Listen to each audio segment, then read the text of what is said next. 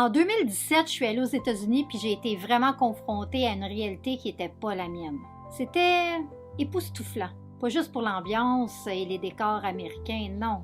Ce qui m'a vraiment frappée, c'est à quel point les Américains étaient gros. À quel point les portions dans les restaurants étaient immenses. Et surtout, comment tout ça avait l'air normal, comme si c'était la règle du jeu. Installe-toi confortablement parce qu'aujourd'hui, on va parler de bouffe et de gras. Et pour être clair, je suis pas mince. J'ai vraiment mené une guerre contre les kilos à peu près toute ma vie. Mais là-bas, en 2017, surprise totale. Je passais pour la norme, pour quelqu'un de normal, mince même aux yeux du pays. Ce qui m'a le plus choqué, c'était les portions. Avec mon fils, on s'est commandé une seule entrée, qui dans ma réalité était pour 4 personnes. Résultat, on n'a pas touché aux plats principaux qu'on a renvoyés direct. Et je me suis dit, comment les gens arrivent à manger une entrée, un repas principal et un dessert. Faut vraiment que l'estomac soit habitué, élargi, bourré à bloc. Puis il y avait les pubs à la télévision, des spots en boucle, de la nourriture dégoulinante, du fromage gras. Ça dégoulinait tellement qu'on en faisait des blagues. Mais derrière le rire, c'était pas drôle du tout. Parce qu'on sait à quel point les publicités façonnent les envies, donc les habitudes. En sortant dans la rue, ça sautait aux yeux. Des personnes atteintes d'obésité morbide qui avaient de la difficulté à marcher sur des courtes distances. Dans les Walmart, il y avait presque autant de triporteurs électriques que de paniers d'épicerie. Les pizzas congelées taille XXL, j'avais jamais vu ça. Les sacs de chips, une version King Kong de ce qu'on a au Canada. Puis les boissons gazeuses, on pourrait remplir notre aquarium avec. Bref, tout était surdimensionné. Les gens, les plats, les emballages. Et aujourd'hui, j'ai envie de comprendre avec vous pourquoi l'obésité est devenue un problème aussi énorme. Quand on met de côté l'effet touriste, on réalise que ce que j'ai vu n'était pas une impression, mais une réalité mesurable. Aux États-Unis, 42% des adultes sont officiellement considérés comme obèses. Ça représente environ 100 millions de personnes. Et parmi elles, 9,2% souffrent d'obésité sévère, ce qu'on appelle aussi l'obésité morbide. Ce n'est pas une question d'apparence. L'obésité est liée à presque 400 000 décès par an dans le pays, souvent à cause de maladies cardiovasculaires, de diabète de type 2 ou de certains cancers. Le diabète, parlons-en. Plus de 38 millions d'Américains en souffrent. Ça veut dire qu'environ 1 personne sur 9 vit avec cette maladie. Et encore, ce sont les chiffres officiels. Il y a sûrement beaucoup de gens qui sont prédiabétiques et qui ne le savent même pas. Le plus inquiétant, c'est qu'il n'y a pas juste une génération qui est touchée. Le chiffre chez les enfants et les adolescents augmente aussi. Ce qui veut dire qu'on forme déjà la prochaine vague d'adultes en mauvaise santé. Ce phénomène, je ne l'ai pas observé qu'en 2017. Quand j'avais environ 16 ans, en 1988, j'étais allée aux États-Unis avec mon copain de l'époque et ses parents. On est allé manger dans un Pizza Hut. À l'époque, ça n'existait pas encore près de chez nous au Québec. Et là, le choc. La pizza prenait littéralement toute la table. Les tables étaient rondes et la pizza s'étendait sur vraiment toute la surface, comme un disque. Déjà là, je voyais que la nourriture était extra abondante. À cette époque-là, j'étais toute menue, je mangeais plutôt comme un oiseau.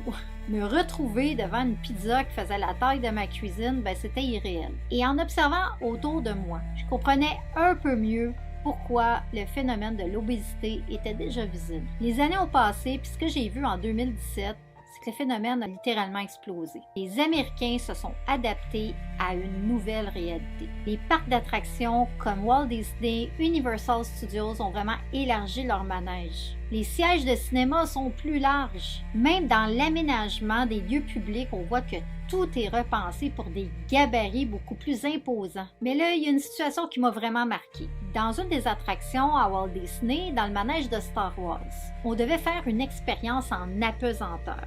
Et là, il y a une personne qui arrive, qui essaie de s'asseoir. Déjà, c'était difficile pour elle de rentrer même dans le banc. Et là, elle n'arrivait pas à attacher sa ceinture. Il fallait l'attacher, on allait être en apesanteur, c'était dangereux pour elle. Ils se sont mis littéralement 2 personnes sur son cas pour forcer l'équipement pour arriver à l'attacher. Et là, je me suis dit, on en est là. Au lieu de dire à la personne, désolé, ce manège n'est pas fait pour vous, on force l'équipement pour lui faire vivre une expérience qui pourrait être dangereuse pour sa santé, pour sa vie même, parce que la personne, elle étouffe complètement. Les ceintures étaient tellement serrées, j'ose même pas croire comment elles pouvaient respirer. Quand on parle d'obésité aux États-Unis, il faut l'avoir vu pour comprendre. Dans les restos, c'est pas juste un peu plus gros qu'au Québec ou en Europe. On passe carrément d'un format assiette à des plaques de chantier. Un burger énorme avec des frites pour nourrir une petite armée. Puis ça, c'est juste l'accompagnement. Des fois, ils vont se prendre un grand milkshake avec un dessert, puis une petite collation plus tard. Tout arrive sur la table.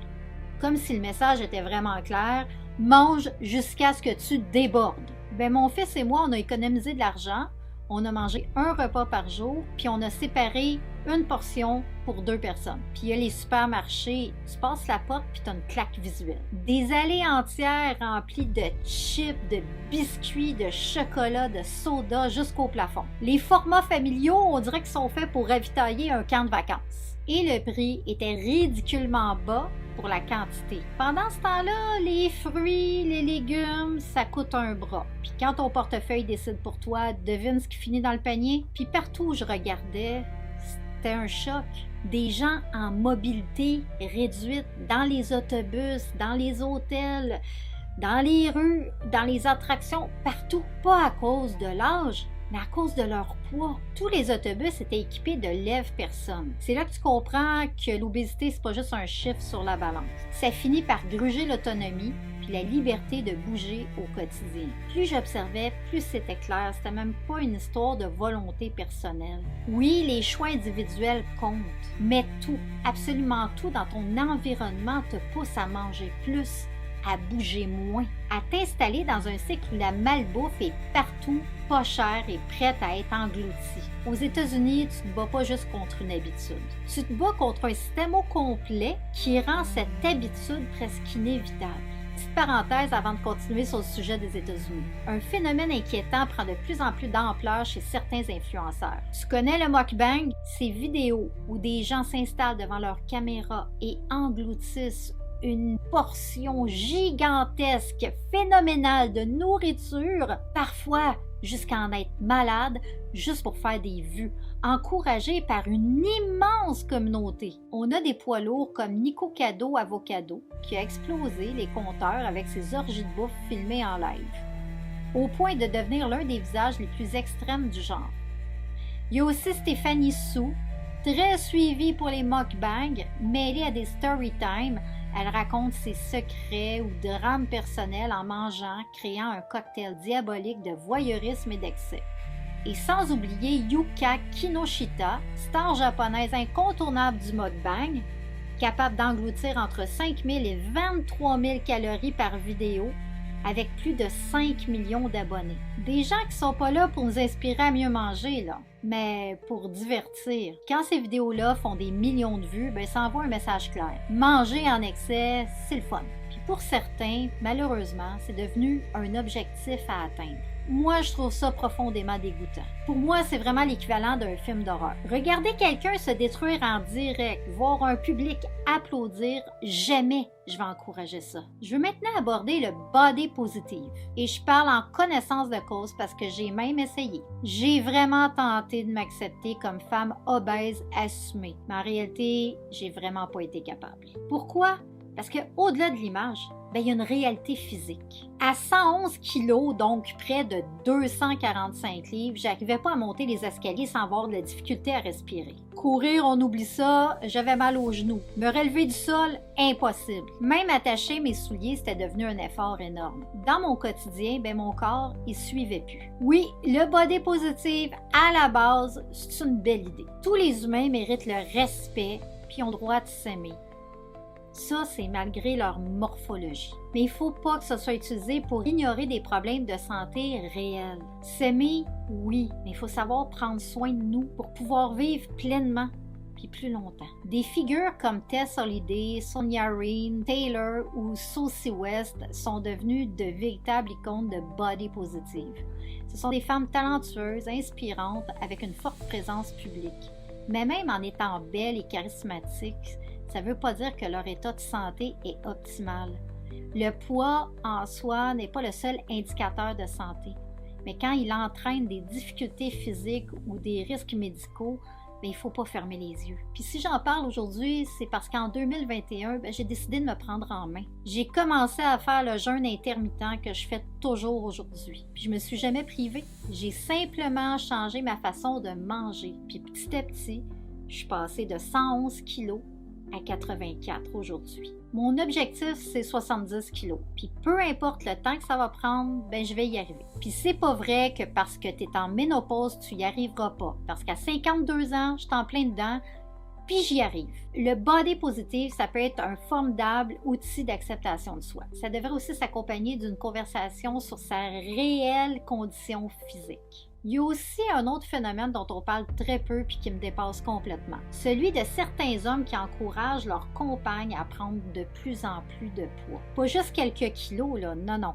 Jusqu'à ce qu'elles deviennent complètement dépendantes et même parfois handicapées. On appelle ça dans certains milieux le feederisme. L'idée, c'est que l'homme nourrit sa partenaire de façon excessive, parfois jusqu'à dépasser les 200 kilos, en trouvant ça excitant puis attirant. Mais là, on parle pas juste de goût personnel, c'est vraiment une déviation là, de la dépravation. On parle de santé détruite, de mobilité perdue, puis d'une personne qui finit à pouvoir vivre sans aide. Puis ce qui est encore plus inquiétant, c'est qu'il y a des communautés en ligne qui glorifient ça. Des forums, des groupes privés, même des comptes sur les réseaux sociaux où on applaudit la prise de poids extrême. Comme si c'était une réussite. Certains vont même payer des femmes pour qu'elles mangent devant eux. Ils vont sponsoriser leur nourriture.